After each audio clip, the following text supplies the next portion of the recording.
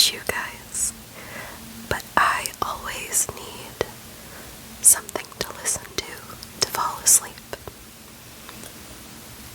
And many times that will be related to a comfort show or video game of mine, something familiar.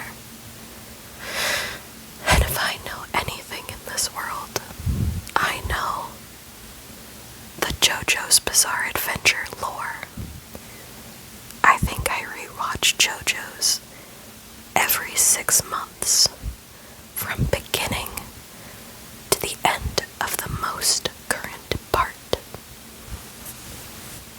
So tonight, I will be telling you the story of JoJo's Bizarre Adventure, Part 1, Phantom Blood.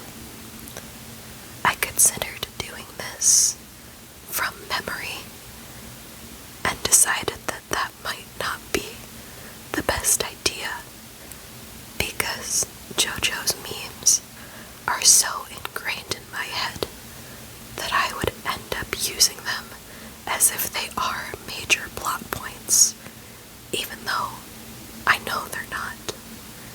But I have a terrible habit of referring to Dio Brando as a twink because of the Part 6 art style.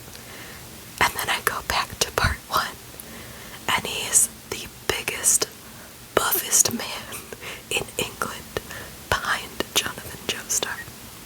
So, I have an episode guide in front of me. This will be through the anime, not the manga. So if some parts are skipped, that is why. Our story begins with a carriage accident. George Joestar is the only survivor. He has lost his wife and is barely conscious. He assumes that a man who has come down to the scene of the accident has saved his life. However, this man, Dario Brando, had gone down to the accident to see if he could steal any of the riches from the bodies. In payment for supposedly saving his life, George Joestar decides to adopt Dio, Dario's son. George has a son of similar age named Jonathan, who is very kind and friendly. Jonathan attempts to befriend Dio, but Dio kicks his dog in the face. Dio is not open to being friends with JoJo because Dio's plan is to become the heir to the Joestar fortune and become George Joestar's favorite son. JoJo and Dio do not get along. They fight physically. Dio turns all of the neighborhood kids against Jonathan. Dio kisses Jonathan's crush, Irina, who, girl boss, tries to wipe her mouth clean with water from a mud puddle. And then Dio burns JoJo's dog in an incinerator. So, not a great start. We then get a time skip of 7 years. I don't think I mentioned, but this part takes place in the late 1800s. At the beginning of this episode, episode 2, is a rugby game that Jojo and Dio are taking part in. They are both now in college. Jojo is studying archaeology, and Dio is studying law. Can you imagine this man as a lawyer? In the outfits he wears. Okay, so Jojo and Dio are both on the field, and they complete an incredible display of teamwork to win the game. I don't know how rugby works. I love that I started this out very professional, and now I'm devolving like I'm telling you about my best friend and her boyfriend, but whatever. So after the game, Jojo and Dio go back to the mansion where their father is sick in bed. Seemingly he's been sick for a while. It seems to be getting worse as well. Jonathan learns that Dio killed his father, Dario, in a way to get into the Joestar household. And now he is slowly poisoning George in order to take over the family fortune. Jonathan can't prove, nor can he save his father, so he goes to London to search for an antidote to the poison. Jojo is now on the search for the man who provided the poison to Dio, and he's having a bit of a crisis because Jonathan is the type of person that sees the good in everyone, and it seems that in the 7-year time skip, he and Dio either found common ground or just seemingly grew to tolerate each other. But Jonathan knows that Dio is killing their father and has ulterior motives. In London,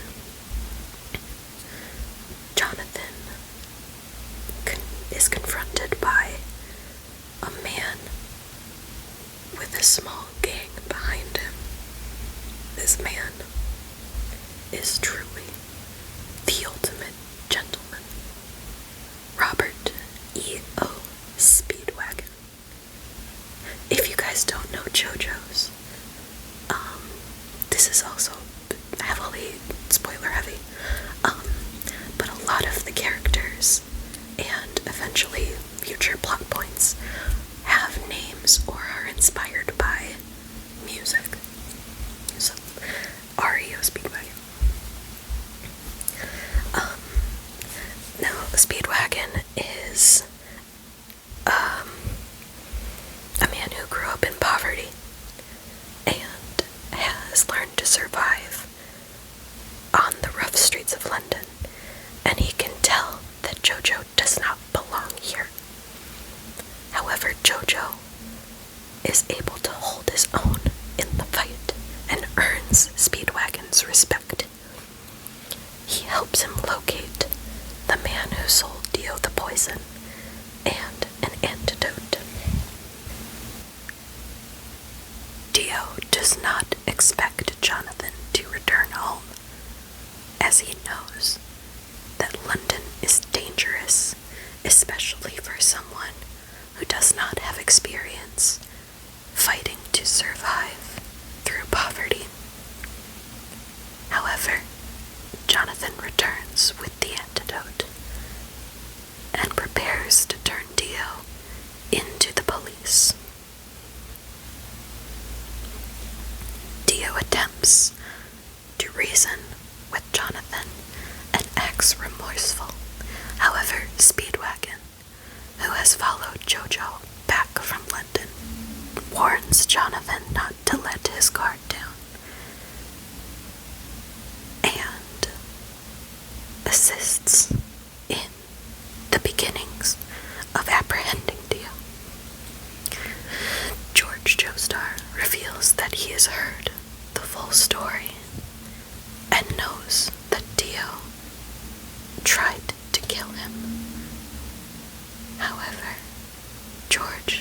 has sympathy because of Dio's upbringing. The whole Joestar family is known for being sweet and kind, but also very charismatic and strong. Dio attempts to stab Jojo, but George throws himself in the way. Now, this is where it's gonna get crazy. I don't know why I didn't mention this before. I guess it was so small. There are stone masks that decorated the walls of the Joestar mansion. I don't know, is there only one mask? There might only be one. There's a mask. When the mask is covered in George's blood, it activates. There are like sharp tendrils that come out of the side. And Dio puts the mask on. The tendrils stab him, and he seems to die. George and Jojo have a very touching final conversation. And George apologizes for being tough on Jojo and explains that he just wanted to give Dio a better life and to forgive Dio. But just as George passes on, Dio comes back to life.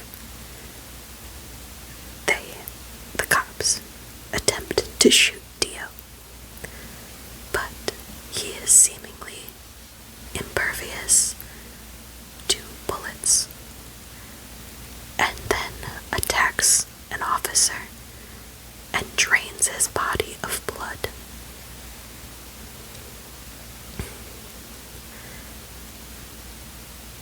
The officer then reanimates as a zombie, and there is a fight between Dio and Jojo. Jojo leads Dio to the roof and gives Speedwagon the chance to escape. The mansion is now on fire, and Jojo attempts to kill himself and Dio, seeing as it's the only way he can see to get out of the situation. He impales Dio on a stone statue, seemingly killing him. But Dio is not dead yet.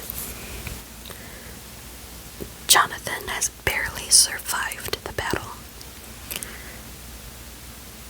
and is discovered to be being healed by Irina, his childhood crush.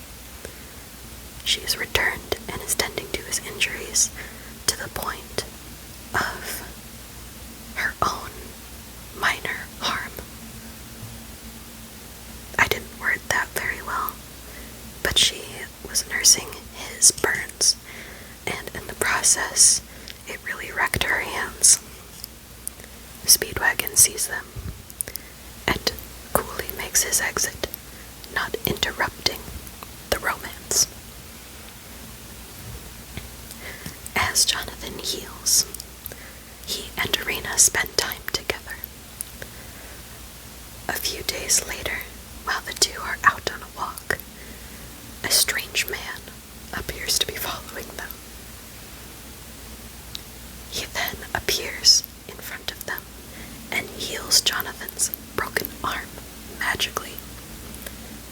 He warns Jonathan that Dio is still alive, and he must train in a fighting technique known as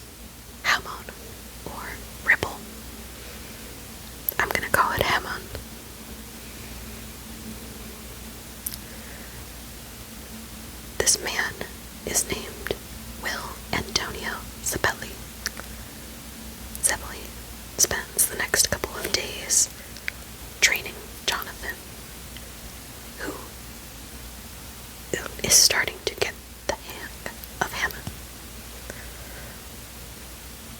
Zeppeli, Jojo, and Speedwagon set off on a journey to a town called Midnight's Lot, where they've heard rumors that Dio is turning the townsfolk into zombies.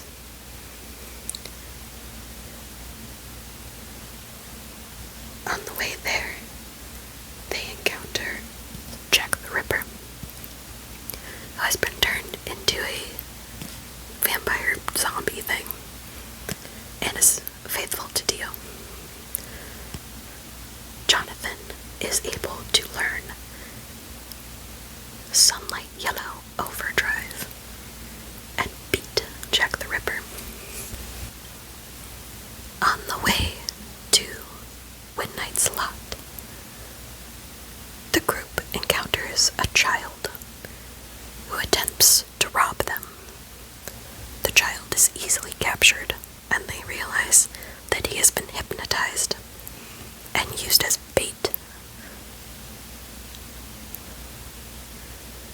They encounter Dio, who is now healed, and summons several vampire zombies. Jojo and Zeppeli are able to beat those zombies and attempt to beat Dio. However, Dio grabs Zeppeli's hand, his whole arm, I guess, and freezes it. With the blood frozen in his arm, Zeppeli can't activate his hammer and is severely injured because Hammond is controlled by breathing and blood flow.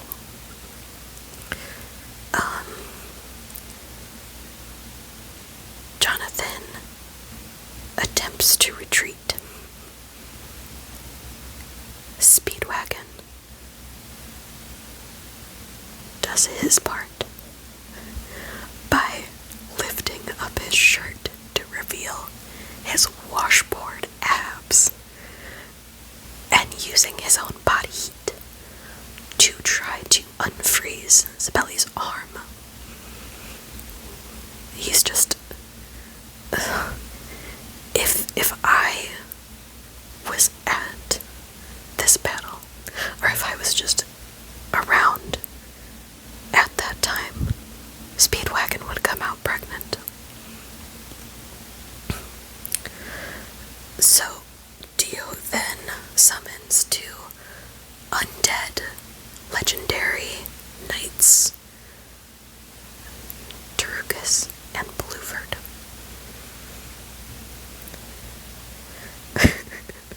In this rundown that I'm reading, the last line says, Dio allows Blueford. Okay, there's also localization issues. I'm just gonna call them what I remember them as.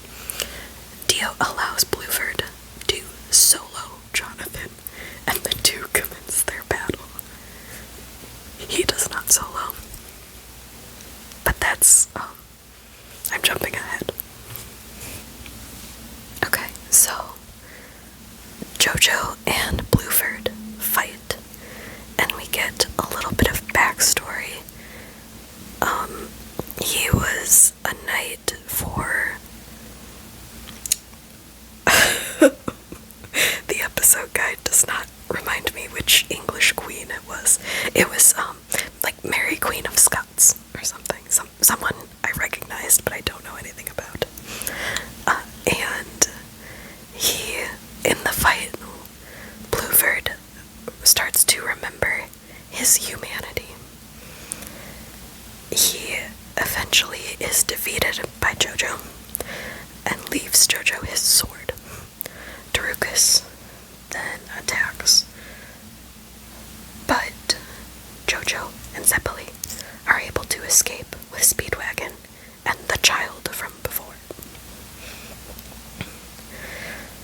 we get a little bit of Zeppeli backstory. In the midst of this battle,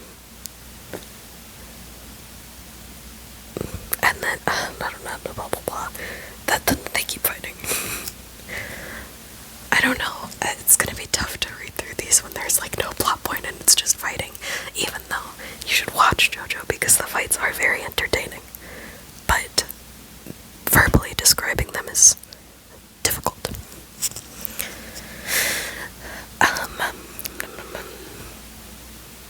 Okay, so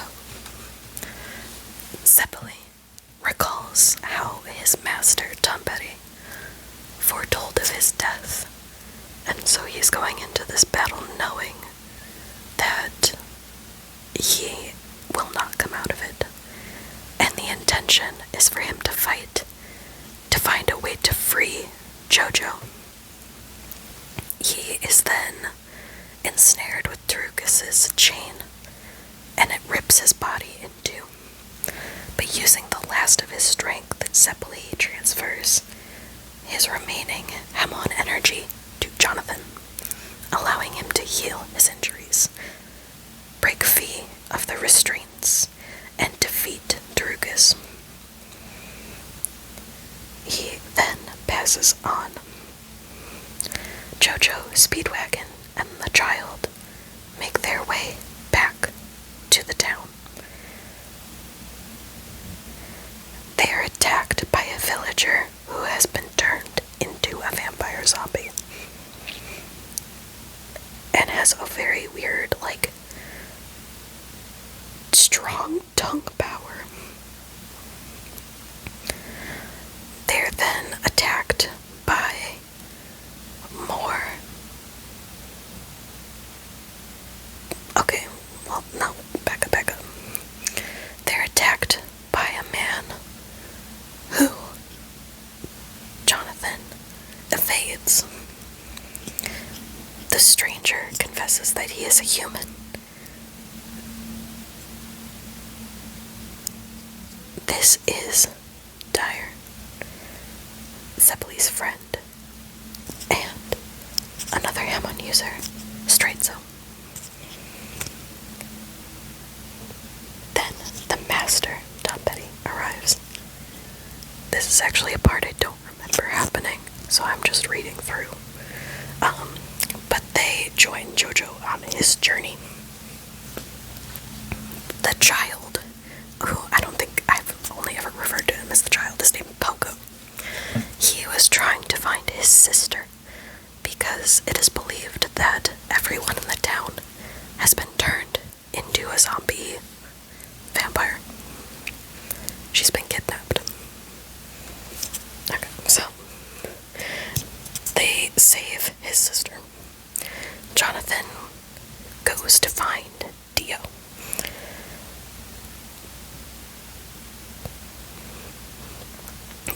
Dyer, one of the Hamon users, tries to fight Dio before Jonathan. However, Dio freezes his legs and then shatters him.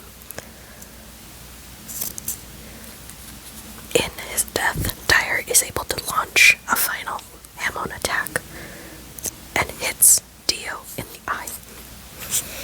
This tells Jonathan that he needs to combat Dio's freezing by contact technique. He uses the sword to cut Dio's arm off and slices him in half. Dio breaks the sword and freezes Jonathan's arm. The two then unleash one final attack on each other. Jonathan's double fist overdrive succeeds. Dio falls off of the cliff that they were fighting on and slowly melts away. Okay, so as Dio is falling, he decapitates himself before the Hamon energy reaches his head and fully kills him. His head is recovered by Zombie's servant, Wang Chung, who is actually the man who provided him the poison in the first place, to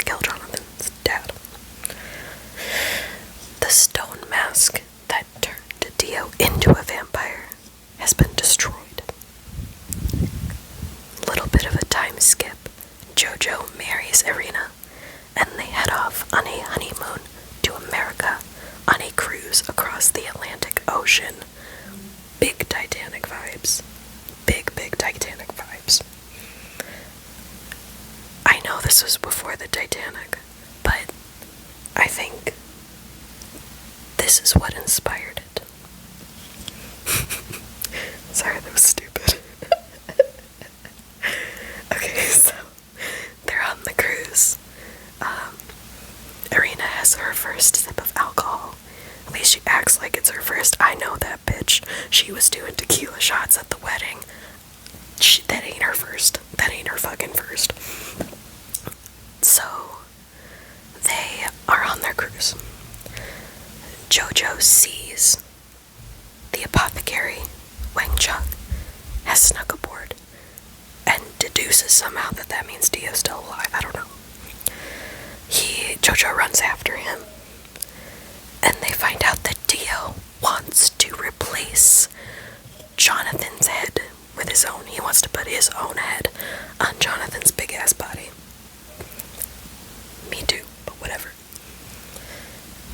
Irina arrives to see Jonathan receive a near fatal attack to his neck. There are now zombie vampires spreading all over the ship, causing chaos. With the last M1 energy he has, Jojo decapitates Wang Chung.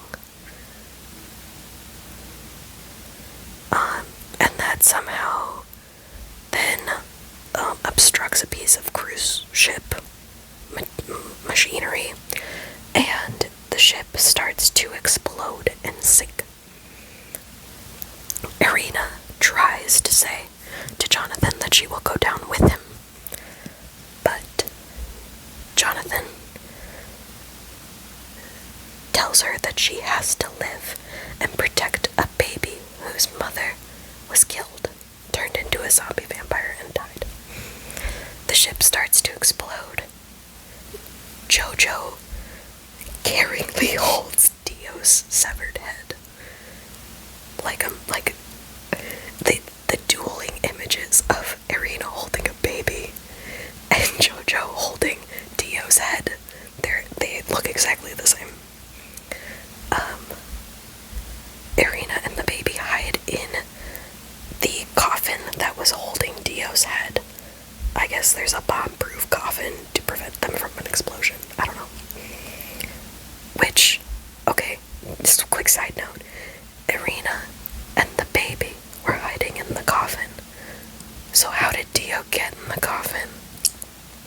Maybe that was answered at some point and I just missed it. But I thought, why are there two coffins? And was she not the one in the coffin? I don't know. Okay, so eventually Irina is the only survivor and she is rescued. She has the baby. She's also pregnant. Those two got real busy with it as soon as possible after getting married. And that is part 1. I hope that was relaxing.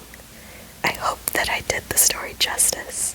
If you haven't seen JoJo's, I hope that you go and read or watch it.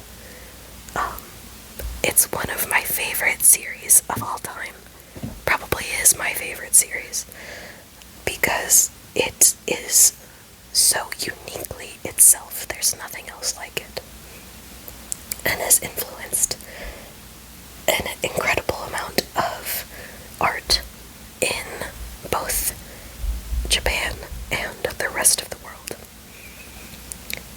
If you're also a JoJo fan, I hope that you enjoy this and it serves the purpose that I am intending it for it to do. Thank you so much